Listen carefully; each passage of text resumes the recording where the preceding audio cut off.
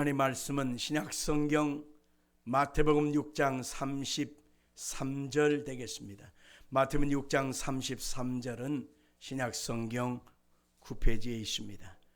하나님 말씀 합독해서 화면을 보면서 같이 읽겠습니다. 그런즉 너희는 먼저 그의 나라와 그의 의를 구하라. 그리하면 이 모든 것을 너희에게 더하시리라. 한 번 더 같이. 그런즉 너희는 먼저 그의 나라와 그의 의를 구하라. 그리하면 이 모든 것을 너희에게 더하시리라. 아멘. 우울증으로 고통하는 어떤 사람이 있었습니다. 여러분 알다시피 우울증이라고 하는 것은 자신 안에 모든 것을 가두어 버리는 것을 말하는 것입니다. 혼자 삭히다가 생긴 병입니다. 마음에 가슴앓이 하다가 터뜨리지 못하고 누군가에게 말하지 못하고 누군가에게 하소연하지 못하다 보니까 마음속에 그 생각이 골고 상하고 찢겨서 그것이 우울증이 되는 것입니다. 옛날에 우리 어른들이 화병이다 그렇게 말했지 않습니까? 화병이 다른 말로 말하면 우울증인 것입니다. 울분, 서운함, 미움, 서러움, 여러 가지 상처의 흔적들이 마음에 덕지덕지 붙어있는 바로 그런 것입니다. 우울증에 걸리면 사람들은 반응하지 않습니다. 기뻐해도 기뻐할 일이 없습니다. 감사하러 하지만 감사할 것이 없어요. 슬퍼하지도 않습니다. 만사가 다 귀찮습니다. 사람 만나는 것도 귀찮습니다. 그냥 팍 이대로 끝내버렸으면 좋을 것 같다. 이런 마음만 자꾸 들어요. 혹시라도 오늘 이 아침에 새해를 시작하면서 이런 마음이 여러분 속에 있다면 오늘 시간 주님의 은혜 안에서 고침받고 새 힘을 얻고 상쾌해지기를 주 이름으로 축원합니다. 이렇게 우울증으로 고통하던 어떤 남자가 있는데 너무너무 괴로웠습니다. 여러분들 여자들만 나이 먹은 사람만 우울증에 걸리는 것이 아니라 남자들도 우울증에 걸린다는 것을 알 수 있습니다. 삶의 무게가 너무 고통스러우니까 이 가슴앓이 하다가 우울증에 깊게 든 것입니다. 마침 자기 친구 중에 정신과 의사가 있었습니다. 그래서 그 정신과 의사에게 찾아가서 허심탄회하게 그 속 고민을 다 털어놨습니다. 이래서 내가 고통하고 언제부터 내가 이렇게 마음이 힘들었었다고 얘기를 쭉 하는 것입니다. 다 들어보더니만 서랍 속에서 녹음 테이프 하나를 딱 건네는 것입니다. 이 테이프 안에는 세 종류의 사람이 나와 같이 상담하는 얘기가 들어있으니까 들어보면 어떤 해답을 얻을 수 있을 거야. 이렇게 말해 줬습니다. 그래서 집에 가서 그 테이프에 들어있는 세 종류의 사람들의 얘기를 곰곰이 들어봤습니다. 한 사람은 사업의 실패로 우울증에 걸린 사람이었고, 또 한 사람은 결혼 실패로 우울증에 걸린 사람이었고, 또 한 사람은 자녀들 때문에 심한 우울증에 걸려서 괴로움 당한 사람들 얘기였습니다. 근데 희한한 것은 그 테이프를 곰곰이 들어봐도 뾰족한 해답을 찾을 수 없더라는 것입니다. 그래서 다시 친구에게 찾아갔어요. 그래서 그 친구한테 야 도대체 이게 뭐냐? 뭐 해답이 없던데? 이렇게 말을 했습니다. 그러자 그 의사 친구가 이렇게 말을 합니다. 그 세 사람의 경우에 대화하다 보니까 공통적인 단어 하나가 나왔을 거야. 그게 바로 뭐냐면 그때 만약에 말이야 내가 그렇게 안 했더라면 내가 이럴지 않았을 거야 라고 하는 말이 계속 나올 거야. 바로 그거야. 어느 시점에 어느 순간에 어떤 상태에서 사람이 그때 그것을 하지 아니했더라면 내가 여기까지 이런 상태에 빠지지는 않았을 거야 라고 하는 것입니다. 사람은 가슴앓이 속에 무슨 고통을 당하든지 그것이 시작된 시점이 있다는 것입니다. 무엇의 계기가 있다는 것입니다. 그 계기가 곧 실마리이고 해결의 열쇠라는 사실을 알 수가 있단 말입니다. 우울증은 자신의 과거의 잘못된 상처로부터 시작된 것인데 미래 지향적인 생각을 가지 아니하고 계속 과거에 내가 그때 그렇게 하지 아니했더라면, 과거에 내가 그때 그 사람을 만나지 않았더라면, 과거에 내가 그때 그 일을 시작하지 아니했더라면, 과거 지향적인 생각으로 계속 매여 있다면 네가 앞으로 나갈 수 없을 거야. 이전 것은 지나가 버린 거야.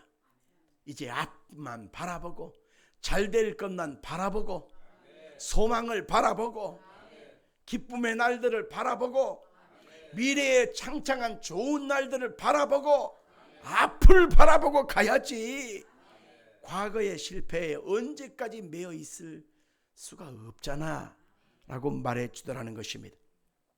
그렇습니다. 우리가 2026년도를 어떻게 살아가야 될지 걱정부터 앞서는 사람이 있을 것입니다.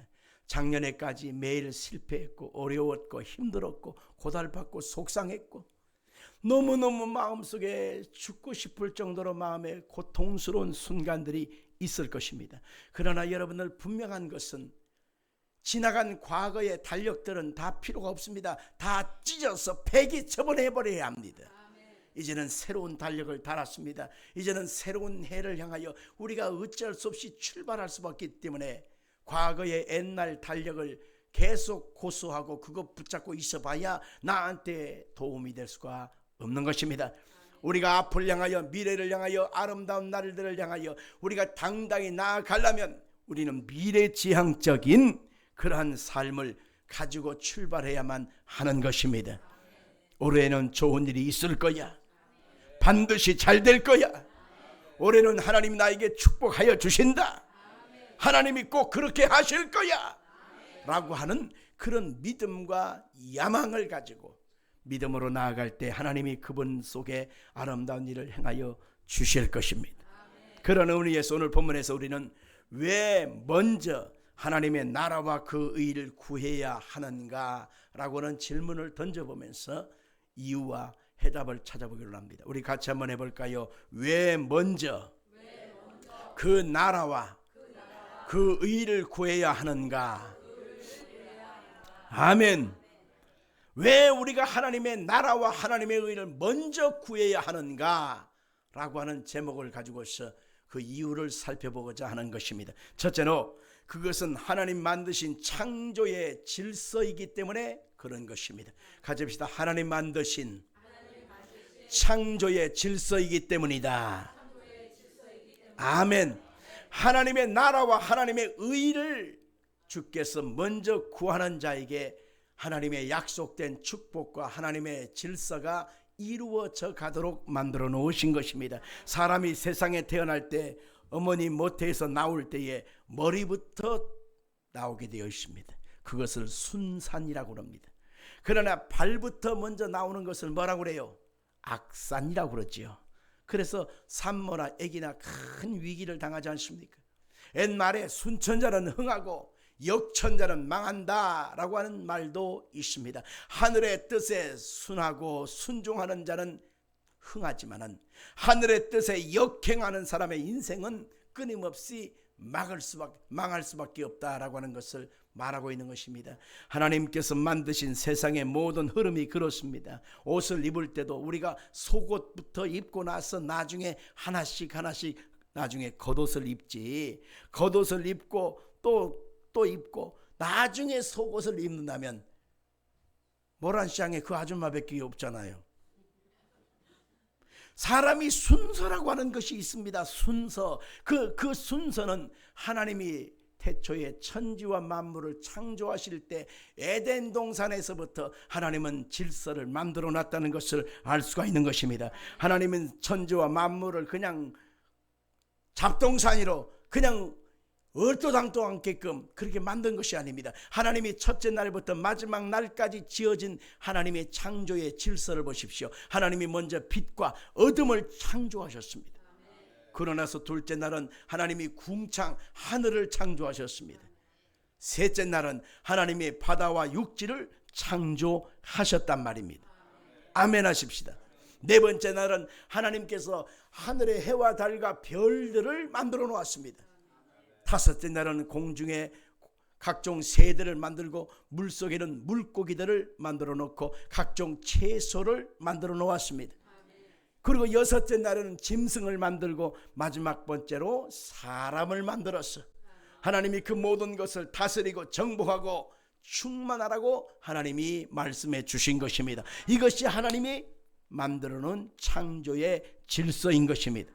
하나님은 그 모든 것을 질서대로 되어진 것을 보시고 하나님은 심히 좋았더라, 이렇게 말씀하신 것입니다.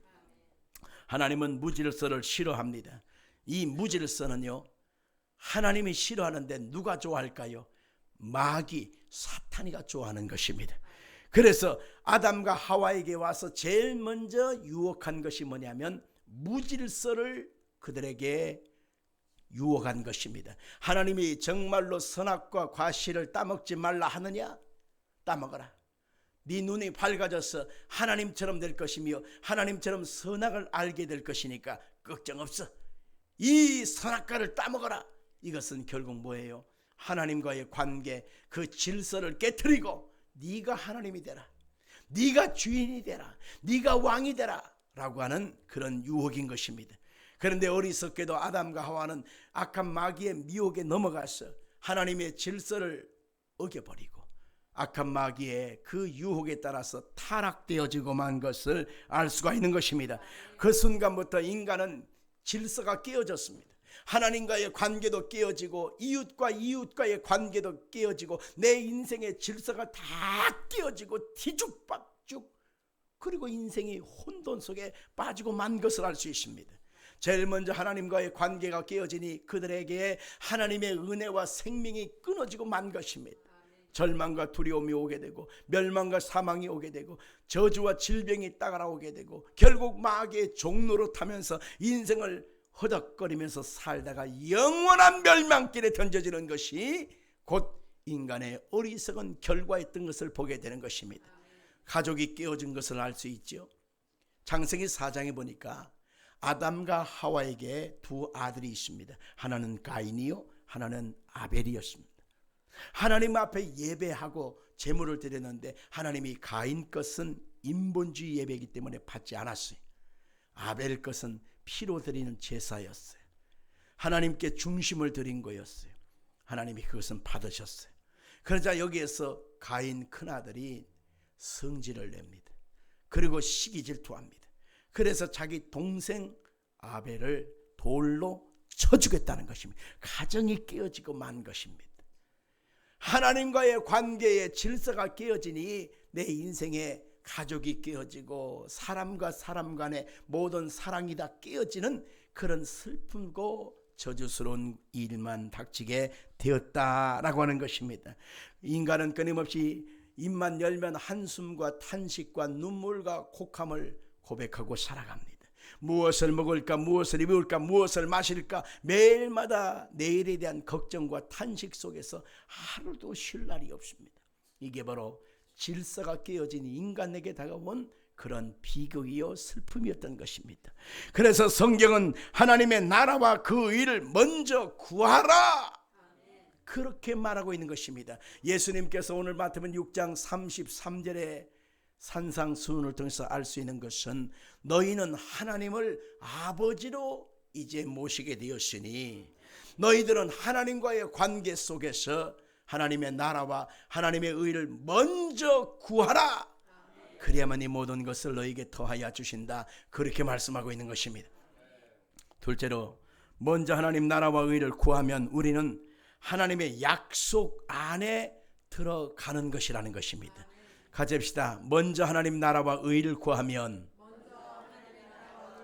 하나님의 약속 안에 들어가는 것이다. 아멘. 사람과 사람 속에는 약속이라고 하는 것이 있습니다. 그래서 주먹을 갖고 사는 건달 세계에도요, 의리가 있습니다. 약속이죠. 물건을 팔고 사는 상인들은 신용이라고 하는 약속을 통해서 이어지게 되어 있습니다. 하나님과 우리와의 관계는 바로 뭐예요? 믿음이라고 하는 약속 속에서 관계가 형성되는 것입니다. 그래서 하나님께서 먼저 우리 가운데 제시해 놓으신 하나님의 나라와 의를 먼저 구하고 살면 하나님이 이 모든 것을 더하여 주신다라고 말하고 있는 것입니다. 우리가 하나님의 말씀에 순종하는 것은 하나님의 약속 안에서 하나님을 만나게 되고 그 약속의 성취가 내게 이루어지게 되는 것입니다. 로마서 4장 18절 이하를 같이 한번 읽겠습니다. 아브라함이 바랄 수 없는 중에 바라고 믿었으니 이는 내 후손이 이같으리라 하신 말씀대로 많은 민족의 조상이 되게 하려 하심이라. 그가 100세나 되어 자기 몸이 죽은 것 같고 사라의 태가 죽은 것 같음을 알고도 믿음이 약하여지지 아니하고 믿음이 없어 하나님의 약속을 의심하지 않고 믿음으로 견고하여져서 하나님께 영광을 돌리며 약속하신 그것을 또한 능히 이루실 줄을 확신하였으니 그러므로 그것이 그에게 의로 여겨졌느니라. 그에게 의로 여겨졌다는 기록된 것은 아브라함만 위한 것이 아니요 의로 여겼음을 받은 우리도 위함이니 곧 예수 우리 주를 죽은 자 가운데서 살리신 이를 믿는 자니라. 하나님께서 아브라함이 나이가 지금 99세가 됐고 자기 아내 사라의 나이가 89세 할머니가 되었습니다. 그런 상황에서 하나님이 아들을 줄게, 내년도에 너에게 아들을 줄게 하니 그것이 믿어졌겠어요? 그것이 인정될 수 있겠습니까? 받아들일 수 있겠어요? 불가능한 현실 속에서 그가 하나님의 약속을 믿었습니다. 하나님이 이 믿어진 그것을 딱 인정하신 거예요. 자기 몸에 죽은 것 같고 자기 아내 사라의 태에 죽은 것 같음을 알고도 그가 믿음이 없어 낙심하거나 실망하지 아니하고 하나님의 그 약속을 그냥 아멘 아멘 하는 순간에 하나님께서 그 약속을 믿는 것 때문에 그 다음 해에 1년 뒤에 이삭이라고 하는 하나님의 선물을 주셨다고 말하고 있습니다. 근데 이삭을 주신 그 축복, 아브라함에게 약속하신 그 역사가 아브라함만 위한 것이 아니요 의로 여기심을 받을 우리도 위함이니 예수 우리 주를 죽은 자 가운데서 살리신 이를 믿는 여러분과 저에게도 똑같이 하나님의 그 약속 안에 들어가기만 하면, 그 약속을 믿음으로 받아들이기만 하면 하나님이 여러분과 저에게 모든 것을 더하여 주시는 축복을 베풀어 주는 것입니다. 어렵지 않아요. 잘 되는 비결은요, 꿈만 꾼다고 되는 것이 아닙니다. 꿈은 있어야 돼요. 그러나 그 꿈에 대한 확실한 뒷받침이 있어야 그것이 꿈의 열매로 나타날 수 있는 것이지, 맨날 꿈만 꿔, 맨날 비전만 그려, 맨날 기와집을 99채를 그냥 지었다 그렸다 지었다 그렸다, 맨날 꿈만 꿔. 여러분들, 그것은 허무맹랑한 것입니다. 재미있는 얘기 하나 들려드릴까요? 싫어요? 좋아요. 오케이. 어떤 모습이 논에 가서 일하다가 이제 점심때가 돼서 배고파서 집에 왔어요. 왔는데 마침 그 암탉이 알을 낳으면 꺽꺽꺽꺽꺽꺽꺽 하면서 꼭 알 낳았다고 표시를 하지 않습니까? 그래서 가보니까 진짜로 알이 나와 있어요. 그러니까 그 알을 딱 받아보니까 뜨끈한 게 어때요? 배도 고플 겸 깨서 삼킬 수 있잖아요. 아주 고소합니다, 그때 먹으면. 근데 가만히 이빨을 깨서 삼키려고 생각해 보니까 아니야, 이 알을 조금 더 모아가지고 부화를 시켜가지고 병아리를 만들면 또 그 녀석들이 더 자라서 암탉이 되면 또 알을 낳을 거 아니냐? 그러면 그 닭이 부러질 거고 계속 불어나면 돈이 될 거 아니냐? 그런 생각에 그 알을 먹지 않고 거기다 놓고 계속 알을 모아갔습니다. 근데 진짜로요, 그 알을 애미 암탉이 품어서 진짜 병아리를 만들어내더라는 것입니다. 얼마나 신납니까? 병아리가 커서 이제는 암탉이 되고, 암탉이 돼서 또 알을 낳고 또 병아리를 만들고 계속해서 닭 그 농자가 잘 되는 것입니다. 너무 감사한 거예요. 그래서 어떡하지 이번에 생각해 보니까 그 닭을 팔아서 이번에는 돼지를 사자. 그래서 그 돼지 몇 마리 어린 새끼를 받고 왔습니다. 그래서 돼지를 열심히 먹였습니다. 열심히 돼지에게 갖다 좋은 것 먹여서 살을 찌웠습니다. 그런데 이 돼지가 얼마나 잘 자라는지, 또 돼지가 또 거기서 새끼를 또 낳습니다. 그러니까 그 새끼가 자라서 또 커지니까 얼마나 돼지가 값이 나가는지 모릅니다. 어떡하지 하다가 이 돼지를 팔아서 송아지를 사자. 그래서 송아지를 사가지고 또 불려서 계속 먹여서 또 소를 낳고 또 송아지를 또 키워서 어미새를 만들고, 그래서 소가 아주 늘어났습니다. 그러자 야 어떡하지 삶이 재미가 있습니다. 얼마나 신나는지 모릅니다. 야 이거 팔아서 땅을 사자. 땅을.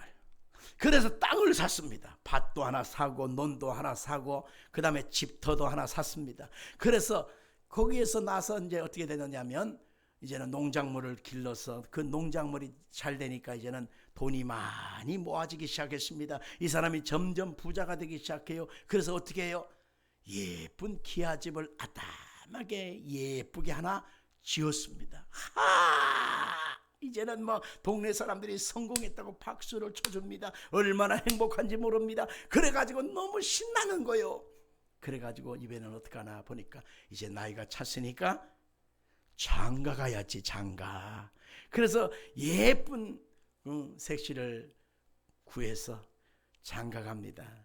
첫날 밤을 치르게 됐습니다. 사람들이 문구멍을 퐁 뚫어갖고 이래 가면서 이제 구경하고 있는데 촛불을 후 끕니다. 그러고서 행복한 시간이 됐습니다.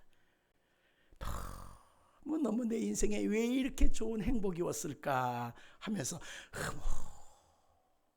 태하는데 갑자기 하늘에서 배락이 그냥 탁 치는 거요. 그러면서 아주 그냥 소리가 그냥 천둥 소리가 나는데, 야 이놈아 낮에 일 안 하고 자빠져 자냐 이놈아 하면서 야단을 치는 거예요. 갑자기 눈을 떠보니까 어떤 영감이 이는 지팡이를 들고 머리통을 팡 때린 거였어요. 저 영감이 누구야 가만 생각해 보니까 누구였죠? 자기 주인 영감님이었어요. 이 사람은 머슴이었거든요. 그러니까 이 사람이 지금까지 알을 먹다가 병아리를 만들고 또 돼지를 만들고 소를 만들고 논밭을 사고 기아집을 짓고 장가를 가고 이 모든 것이 뭐예요? 꿈이었어요. 꿈. 행복한 그 한밤의 꿈이었다는 것입니다. 얼마나 허무합니까? 많은 사람이 새해를 시작하면서 이렇게 올해는 뭘 해야지, 올해는 뭘 해야지, 뭘 해야지, 뭘 해야지 이런 꿈을 꿉니다. 나쁜 것은 아니에요. 그러나 꿈만 꾼다고 해서 인생이 달라지나요? 아무것도 달라질 것이 없습니다. 매일마다 꿈을 세웠다, 그렸다, 지웠다, 또 그렸다, 또 지웠다. 여러분 그 인생은 달라질 것이 아무것도 없는 것입니다. 그래서 우리는 그 꿈만 꿀 것이 아니라 이제는 그 꿈을 갖고 있는 사람은 하나님의 나라와 의를 먼저 구하면서 하나님이 내 인생에 축복해 주시도록, 하나님이 내 인생에 복을 부어 주시도록, 작은 것일지라도 나의 오병이어를 주님의 손안에 얹어놓고 나는 이것밖에 안 되지만 주님이 역사해달라고 하는 믿음을 고백해야 되는 것이 바로 우리가 하나님의 언약 속에 들어가는 것입니다. 하나님이 나한테 복을 주실 수밖에 없는 그러한 하나님의 나라와 의를 먼저 구하면서 하나님 내가 어려운 중에도 이렇게 하나님을 기쁘시게 합니다. 힘든 중에서도 하나님의 말씀 따라 살아갑니다. 내가 이렇게 고달픈 중에서도 하나님의 말씀을 따라 내가 믿음으로 나아갑니다. 하나님 역사해 주시옵소서. 하나님 보시지요, 하나님 들으시지요 하면서 하나님 앞에 우리가 믿음을 그렇게 고백한다면 그 약속이 우리의 인생과 삶의 복으로 열매 맺게 된단 말입니다. 셋째로 우리는 이 본문을 통해서 우리는 하나님의 자녀들의 권세를 누려야 하는 그러한 특권이 있다는 것입니다. 같이 합시다. 나는 하나님의 자녀이기 때문에 권세를 누릴 특권이 있다. 아멘. 내가 누구라고요? 내가 누구라고요? 믿으시면 아멘.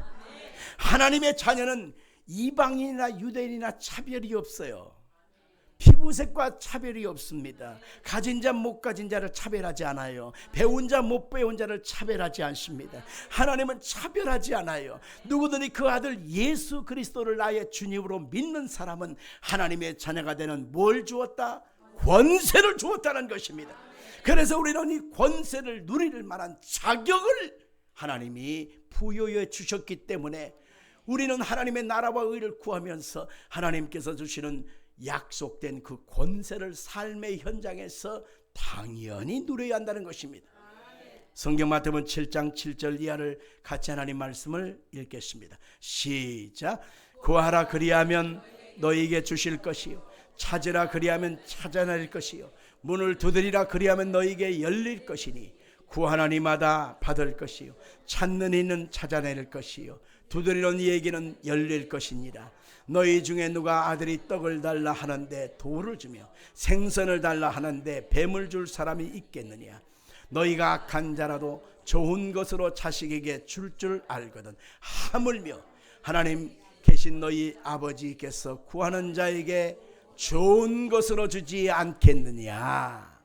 악한 자라도 자식한테 좋은 것 주기를 원하는데 하물며 하늘에 계신 너희 아버지께서 구하는 자녀에게 좋은 것 주지 않겠느냐.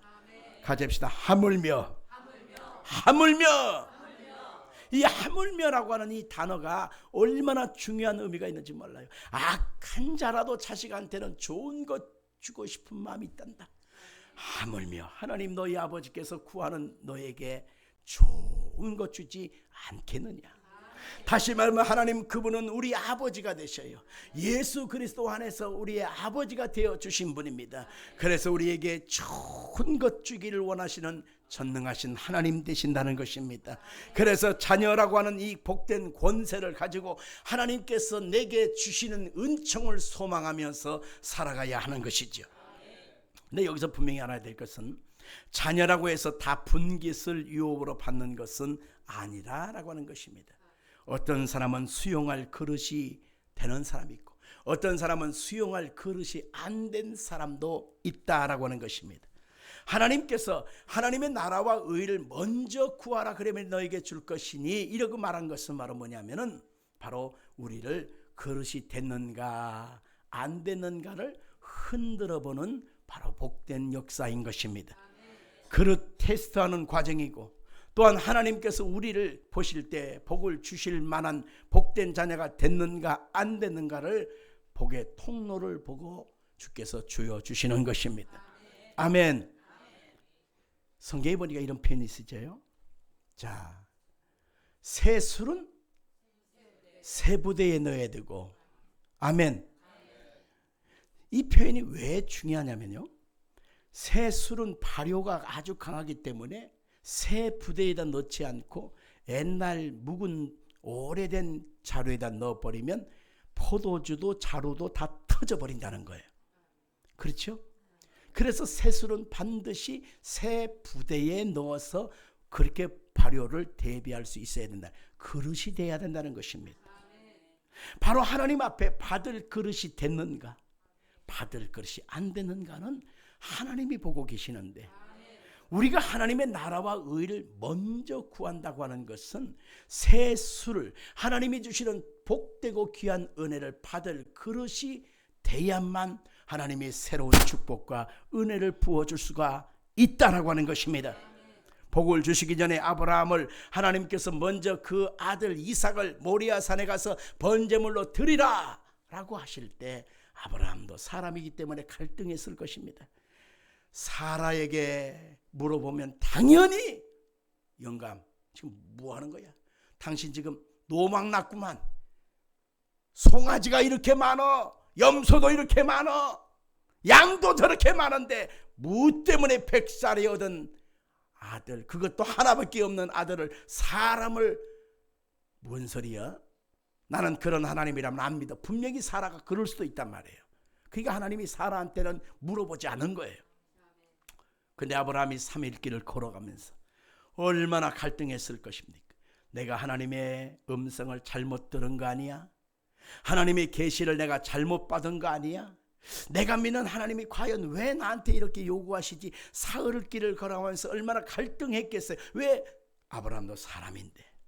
근데 그가 아무 말 하지 않고 묵묵부답하면서 모리아산까지 올라가서 그 아들을 결박하여 그 가슴에 비수를 꽂습니다. 그러면서 뭐라고 해요? 하나님이 주셨으니 다시 주실 거야. 하나님이 주셨잖아. 100살에. 이 아들은 원래 내 것이 아니었어. 하나님이 달라니까 난 드리는 거고, 그러나 다시 주실 거야. 다시 주실 거야. 그러면서 하나님 앞에 끝까지 믿음으로 거기에 순종하니까 하나님이 딱 보시고 그 칼끝이 가슴 비수에 닿기 바로 직전에 아브라함아, 아브라함아, 이제야 네가 하나님을 경외하는 것을 알았다. 멈춰라 하시고 나서 그 뿌리 숯불에 걸려있는 양을 대신하여 하나님께 드리게 하고 이삭을 풀어주었던 것을 볼 수가 있는 것입니다. 하나님이 우리에게 복을 주시기 전에 반드시 흔들어 본다는 겁니다. 같이 합시다. 하나님이 더 큰 복을 주시기 전에 반드시 뭘 하신다고요? 흔들어 보는 거예요.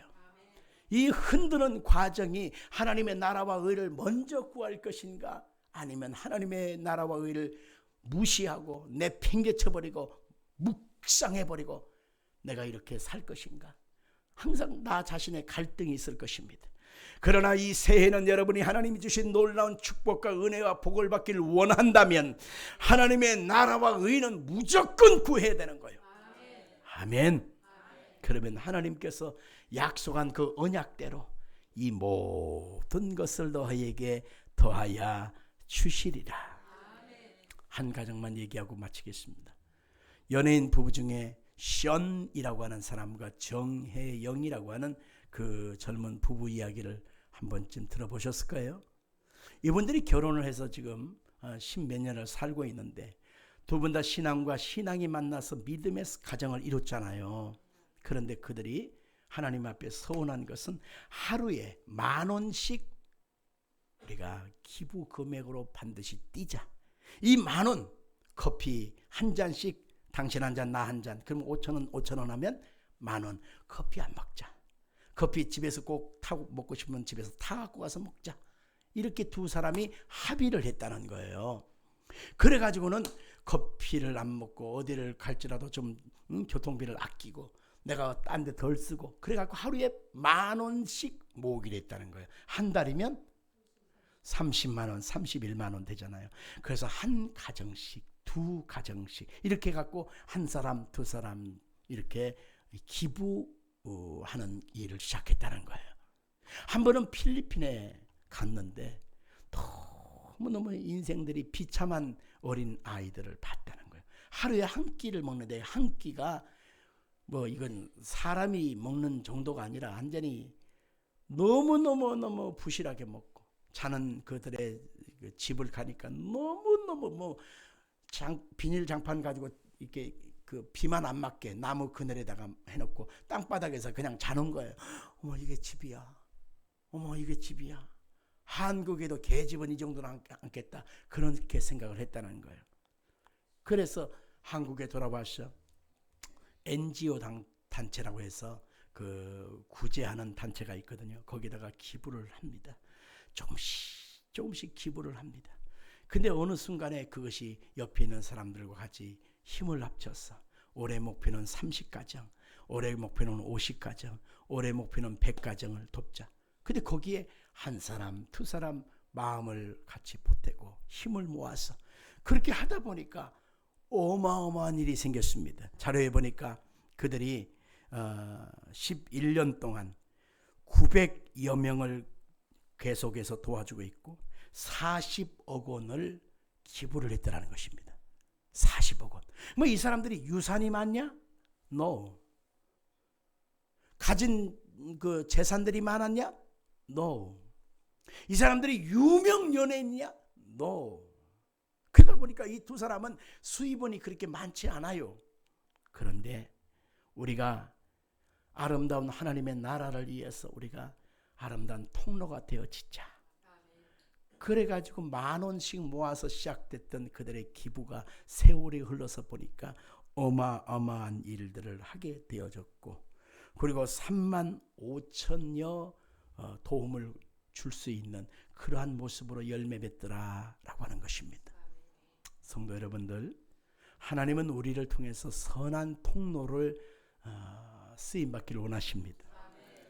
우리를 통해서 하나님의 영광을 드러내기를 원하고 계시는 것입니다.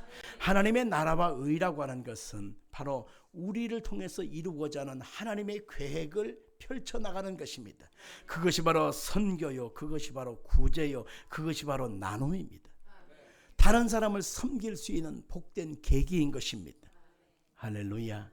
그래서 하나님 앞에 우리가 새해를 시작하면서 하나님의 나라와 의를 먼저 구하고 살기를 마음에 결단하고, 나를 통해서 하나님의 복음이, 하나님의 사랑이 증거되는 선한 통로가 되게 해 주세요 라고 기도하면 하나님이 우리를 멋진 인생으로, 하나님이 값진 삶으로 축복하여 주시는 것입니다. 우리는 하나님의 나라와 의를 먼저 구하면서 하나님의 예비하신 그 축복을 반드시 받아 누리는 올해가 되어져야 하는 것입니다. 주일 성수를 먼저 하고 10의 1절을 고백하고 기도 생활을 고백하고 하나님의 나라와 의를 먼저 구하는 삶의 태도를 취하면서 우리가 나아가게 되면 하나님이 내 인생을 책임져 주시는 것입니다. 지금보다 몇 갑절로 하나님이 더 귀하고 존귀하게 쓰임받게 해 주실 것입니다. 올 한 해는 여러분이 그렇게 쓰임받기를 예수 이름으로 축원합니다. 살아계신